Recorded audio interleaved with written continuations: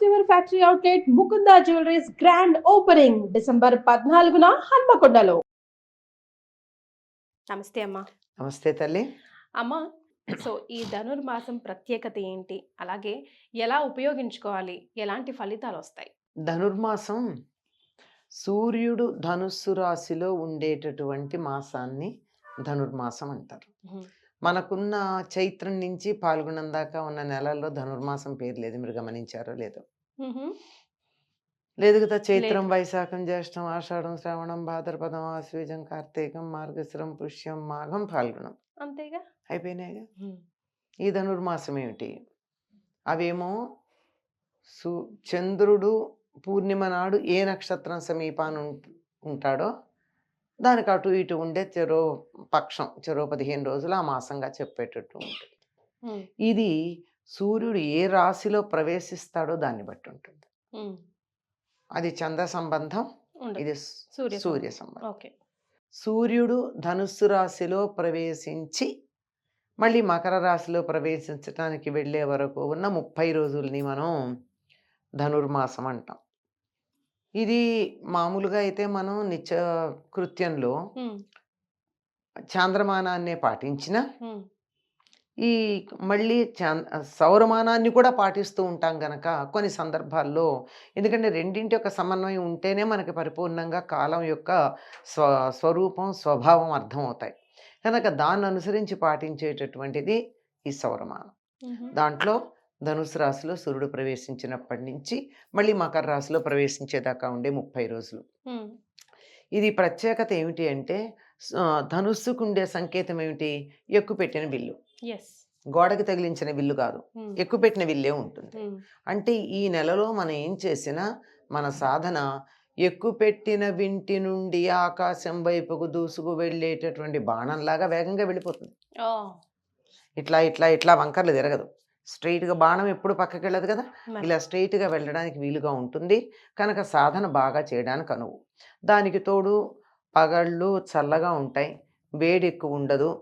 ఎంత సాధన చేసినా అలసిపోవడం కానీ, శరీరానికి చెమట పట్టడం కానీ, శక్తి జారిపోవడం కానీ ఇవేమీ జరగక సుఖంగా సాధన చేసుకోవడానికి అనువుగా ఉంటుంది ఈ ధనుర్మాసం. ఈ దృష్టితో గనక మనం చూసినట్టయితే సూర్యుడు భూమికి ఎక్కువ దూరంగా ఉండే కాలం కూడా ఇదే.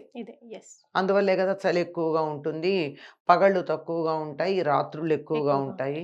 అందుకని ఈ సమయంలో చాలా చక్కగా సాధన చేసుకునేటటువంటి వీలుంది. ఈ వీలుని ధనుర్మాసంలో ఒకప్పుడు దీనిని బాగా వినియోగించుకున్నది ఎవరయ్యా అంటే గోదాదేవి. ఈవిడ విష్ణు చిత్తుడికి కుమార్తెగా లభించింది. అంటే తులసి మొక్కల దగ్గర పాదు చేస్తూ ఉంటే తులసి తోటలో నుంచి భూమిని చీల్చుకుంటూ వచ్చి ఆయనకి లభ్యమైంది. ఆయనకి పిల్లలు కావాలన్న కోరిక కూడా ఎక్కడా లేదు. విల్లిపుత్తూరులో ఉన్నటువంటి వటపత్రశాయి అంటే మర్రాకు మీద పడుకున్నటువంటి వాడు, కరారవిందేన పదారవిందం ముఖారవిందే వినివేశయంతం వటస్య పుత్రస్య వటస్య పత్రస్య పుటే శయానం బాలం ముకుందం మనసా స్మరామి అని చెప్పేటటువంటి బాలముకుందుడు పటపత్రశాయిగా మర్రాకు మీద పడుకున్నటువంటి దిశమల పిల్లవాడుగా ఉన్నటువంటి రూపం విల్లిపుత్తూరులో ఉంటుంది. అతన్నే తన సంతానంగా భావించుకుంటూ ఉన్నటువంటి భట్టనాథుడికి ఈయనకే విష్ణుచిత్తుడు అని పెరియాళ్వారిని బిరుదాలు ఉన్నాయి. ఆయనకి కుమార్తెగా లభించినటువంటి ఈ బాలిక తండ్రిని అడిగి కాత్యాయని వ్రతం విశేషాలు తెలుసుకుని, అంటే ఆయన ద్వారా తాను ఉపదేశం పొందినటువంటిదై మార్గశిర మాసంలో వచ్చే పూర్ణిమ నుండి, అంటే ధనుర్మాసం దీనికి సంబంధించింది. సూర్యుడిని అనుసరించి పాటించేది, చంద్రుడిని అనుసరించి మార్గశిర మాసం. అక్కడి నుంచి మొదలుపెట్టి నెల రోజులు భగవంతుణ్ణి నిద్ర లేపుతూ, రిపీట్ అమ్మా, నెల రోజులు చెలులను నిద్ర లేపుతూ భగవత్ సేవకు వెళ్దాం రమ్మని పిలుచుకెడుతూ ఉంటుంది. ఒక్కొక్క రోజు ఒక్కొక్క పాసురాన్ని చెప్పింది. అక్కడ నుంచి వచ్చిందేనమ్మా ఈ పాసురాలన్నీ? పాసురం అంటే అదే. పాసురం అనేటటువంటి పదం తమిళంలో ఉండే ఒక ఛందస్సుగా, మనకు ఉత్పలమాల, చంపకమాల, ఆటవెలది, తేటగీతి ఉన్నట్టే వాళ్ళకి పాసురం అనేటటువంటి ఒక ఛందస్సు ఉంది. అది కూడా ప్రాతమిళం అంటారు, అంటే ప్రాచీనమైన తమిళం, ఆధునిక తమిళం కాదు. సరే అలా ఉండేటటువంటి ఆ పాసురం రోజుకొకటి చొప్పున చెలులను నిద్ర లేపుతూ మనం అంతా కృష్ణుడి సేవకి వెళదాం రమ్మని చెప్పింది. ఉమ్, ఎందుకు ఆవిడ కృష్ణుడి సేవకు వెళదామని చెప్పింది అంటే, ఉమ్, ఆవిడ తండ్రితో పాటు దేవాలయానికి వెడుతూ అక్కడ ఉన్నట్టు భక్తిని బాగా పెంపొందించుకుని ఆ భక్తి బాగా ముదిరి ఆ కృష్ణుడు తనకే కావాలని. కృష్ణుడా విష్ణుమూర్తి అమ్మ? కృష్ణుడు ఓకే. కృష్ణుడు తనకే కావాలని, ఉమ్, ఎలా కావాలంటే తనని భార్యగా స్వీకరించాలి, ఆయన తన భర్త అని భావనతో ఈ ఉమ్, పాసురాలు చెప్పింది. ఉమ్, చివరికి ఈవిడ భక్తికి, ఈవిడ చేసినటువంటి సేవకి, పూలందించాలను పడుతున్నటువంటి తాపత్రయానికి, వీటన్నింటికి లొంగిపోయి ఆయన ఆవిడతో వివాహానికి అంగీకరిస్తాడు. ఉమ్, ఉహు, ఆ వివాహం జరుగుతూ ఉండగానే రంగనాథ రూపంలో, ఇక్కడ విల్లిపుత్తూరులో ఉన్నవాడు పసివిల్లవాడు, ఉమ్, మర్రాకు మీద ఉన్నవాడు. కానీ ఆవిడికి నచ్చిన రూపం ఏదంటే విష్ణుమూర్తి యొక్క రూపాల్లో శ్రీరంగంలో ఉన్న కస్తూరి రంగడు రూపం నచ్చింది. ఉమ్, అందుకని ఆ రంగణ్ణే భర్తగా కోరుకున్నది. ఆ రంగడే వచ్చి ఈవిని వివాహం చేసుకుంటాడు. వివాహం చేసుకుంటున్న సందర్భంలో ఈవిడ సశరీరంగా ఆయనలో లీనమైపోయింది.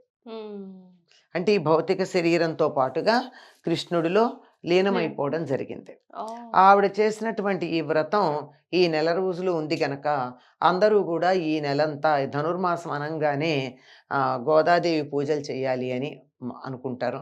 దీనికోసం తెల్లవారుజామునే బ్రాహ్మీ ముహూర్త సమయానికే నిద్రలేచి గోరువెచ్చని నీళ్లు లేదా దరిదాపుల్లో చెరువులు కానీ కాలువలు కానీ ఉంటే అక్కడ వాటిల్లో నీళ్లు ఉమ్, ఆ మాత్రం వేడెక్కేదాకా ఇంట్లో నీళ్ళని వెచ్చపెట్టి అంతవరకే ఉమ్, వాటితో స్నానం చేసి చక్కగా అలంకరించుకోవడం కృష్ణుడికి చాలా ఇష్టం. చక్కగా అలంకరించుకుని వీరంతా గోదాదేవి చెలులు కలిసి కృష్ణుడి సేవకు వెళ్ళారు. ఉమ్. చెలుల్ని ఎందుకు నిద్ర లేపుతూ ఉంది అంటే ఆహా, ఏ- మనం ఏం చేయాలో చెప్తున్నారమ్మా.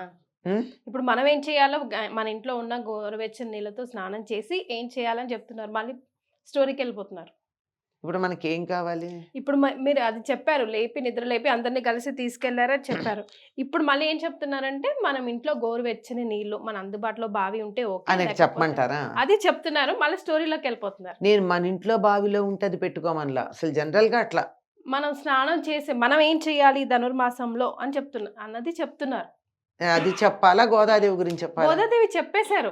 అయిపోయిందా? ఆ, ఆవిడ మరి రంగనాథుల్లో లైవ్ చెప్పి అయిపోయింది. లయం అయిపోయింది. సో ఈ ధనుర్మాసాన్ని మనం అందరం చక్కగా వినియోగించుకొని ఉదయాన్నే అదే మరి బ్రాహ్మీ మరి ముహూర్తంలో అదే చెప్తున్నాను కదా, ఇంకేమిటి మరి? లేచి మళ్ళీ స్టోరీలోకి వెళ్ళిపోయారు. చెలికత్తెల్ని ఎందుకు లేపుతుందంటే అది కూడా చెప్పాలి ఇక్కడ, చెప్పేశారు. దీంట్లో చెప్పాలి, ఓకే, దీంట్లో చెప్పాలమ్మా. ఈవిడ చెలికత్తెలందరినీ ఎందుకు లేపుకెళ్ళింది అది కూడా మనం తెలుసుకోవాలి కదా. ఎందుకు అంటే ఈ వ్రతం ఒంటరిగా చేయకూడదు, ఓ సామూహికంగా చేయాలి. సామూహికంగా చేయాలి. ఓ, సామూహికంగా చేస్తేనే ఫలితం ఎక్కువ ఉంటుంది. ఉమ్, అందుకని చెలుడని లేపింది. ఓకే, అంతేకాకుండా తాను ఆనాడు గొల్ల ఐ రిపీట్, అంతేకాకుండా తాను ఆనాడు బృందావనంలో ఉన్నట్టుగా భావన చేసుకుంది. అందుకని ఎవ్వరమైనా సరే ఈ గోదాదేవి పూజలు చేయదలుచుకున్న వాళ్ళు తమని తాము గోపికగా భావించుకోవాలి. ఉమ్, భావించుకుని కృష్ణుణ్ణి పూజించేటటువంటి పద్ధతి తప్పనిసరిగా చేయాలి. ఉమ్, అంటే బ్రాహ్మీ ముహూర్తానికే లేచి చక్కగా స్నానం చేసిన తర్వాత గోదా రంగనాథులకి షోడశోపచార పూజ చేయాలి. ఓకే, చేసి ఉమ్, అటు పిమ్మట తులసి దగ్గర దీపం పెట్టి తులసికి పూజ చేయాలి. ఉమ్, ఇది ప్రధానం. ఉమ్, ఎందుకు తులసికి పూజ చేయాలి అంటే తులసి గోదాదేవి యొక్క తల్లిగా పరిగణించబడుతుంది. ఉమ్, మాతా చేత్ తులసి పితా ఇది తవ శ్రీ విష్ణు చిత్తో మహాన్ అని చెప్తారు. ఆవిడికి తులసి పొదల్లోనే దొరికింది గనక తులసి ఈవిడ తల్లిగా భావించబడుతూ ఉంటుంది. మిగతా అమ్మవార్లకి భిన్నంగా కూడా ఉంటుంది కదమ్మా ఆ అమ్మవారి రూపం. అదే చెప్పేది. ఉమ్, అలా చేసుకుంటూ తులసికి కూడా పూజ చేస్తాం. ఉమ్, ఈ చేయడానికన్నా ముందు మీరు అన్నారే, అమ్మా, ఈ వ్రతం చేసేటప్పుడు కొన్ని నియమాలు గోదాదేవి పాటించింది. ఉహు, తాను విల్లిపుత్తూరులో ఉన్నటువంటి ఒక పండితుడు కుమార్తెగా కాకుండా ఉమ్, నందవ్రజంలో ఉన్నటువంటి గొల్లపిల్లగా భావించుకుని తన ఉహు, చెరులందరినీ కూడా వాళ్ళల్లాగానే భావన చేసి ఉమ్, కట్టు బొట్టు కూడా వాళ్ళలాగా మార్చుకుంది భాషతో సహా. ఓ ఆ గొల్లలు ఏ రకంగా కుటిపైట వేసుకుంటారో అట్లా తాను కూడా కుడిపైట వేసుకుని, వాళ్ళు ఏ రకంగా పెడకొప్పు పెట్టుకుంటారో అట్లా పెడకొప్పు అంటారు దీన్ని. పెడకొప్పు అంటారు అంటే పక్కకి తీసి, అంటే వెనకాల మధ్య కాకుండా ఇట్లా పక్కకి, పెడ అంటే పక్క, ఈ పక్కకి తీసి కొప్పు ఇక్కడ పెట్టుకుని జుట్టంతా ముడి వేసుకుని పల్లెలలో వాళ్ళు మాట్లాడే భాష మాట్లాడుతూ, పండితులు మాట్లాడే భాష కాకుండా ఆ విధంగా ఎటువంటి కల్మషం లేని స్వచ్ఛమైన మనసుతో కృష్ణుని చేరుకునేటందుకు ఆవిడ రోజుకొక పాసురం చెప్పింది. వాటిని ఇప్పుడు పాసురాలు అన్న పేరుతో మనం వింటున్నాం. ఇప్పుడు నిజం చెప్పాలంటే దీన్ని చాలామంది ధనుర్మాస వ్రతం అని కూడా అన్నారు. ఏమంటారు? తిరుప్పావై అంటూ ఉంటారు. అంటే ప్రతిరోజు తిరుప్పావైలో ఉన్న ఒక పాసురాన్ని అనుసంధానం చేయడం. శ్రీ వైష్ణవులు వాడేటటువంటి పదం చదవటం అని చెప్పరు, అనుసంధానం చేశామండి తిరుప్పావై అంటారు. అంటే దాన్ని వాళ్ళ ఉద్దేశం మంచిది. అనుసంధానం చేయడం అంటే అది చదివి అర్థం తెలుసుకుని ఆచరణలో పెట్టడం. ఆ విధంగా తులసి దగ్గర పూజ అయిన తర్వాత ఉదయమే తిరుప్పావైని, అంటే ఆవిడ తెల్లవారుజామున చదివింది, మనం తెల్లారుజామున చదవగలమా అన్నది ఎవరికి వాళ్ళు ఆలోచించుకోవాలి. తులసి దగ్గర కూడా పూజ చేసి, సాధారణంగా ఈ వ్రతం చేసేటటువంటి వాళ్ళు తిరుప్పావైలో ఆనాటికి సంబంధించిన పాసురాన్ని అనుసంధానం చేసుకుంటారు.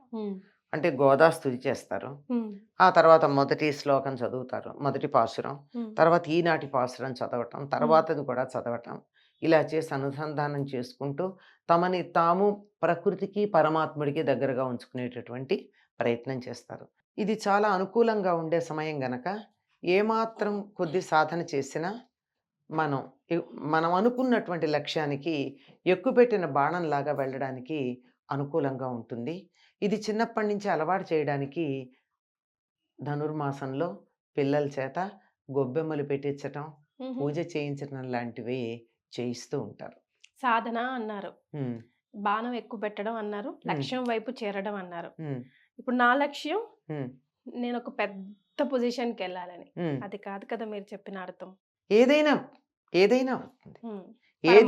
ఐక్యం అవ్వడం, అది ప్రధానమైన, ఇవి చిన్నవి. అసలు ప్రధానమైన పెద్ద లక్ష్యమే సాధించేటప్పుడు చిన్నవెంతమ్మా? మరి పెద్ద సముద్రాన్ని ఈదగలిగిన వాడికి పిల్లకాలం ఎంత? అట్లా దానికే చేరగలదు. ఇది కావాలన్నా జరుగుతుంది. ఏదైనా మనం అనుకున్న లక్ష్యం ఏదైనా సాధించటానికి అనువైనటువంటి కాలం. గోదాదేవి మాత్రం తాను కృష్ణుణ్ణి చేరుకోవాలనుకుంది, చేరుకుంది. మనం ఒక ఉన్నత స్థానానికి చేరుకుంటాం కొంచెం సాధన చేస్తే చాలు. ధనుర్మాస ప్రత్యేకత అదన్నమాట. సాధన ఇంపార్టెంట్, తద్వారా లక్ష్యాన్ని కొంచెం చేసినా లక్ష్యానికి చేరుకోవడానికి అనుకూలమైన కాలం. చాలా సంతోషం అమ్మా, ధన్యవాదాలు. నమస్తే.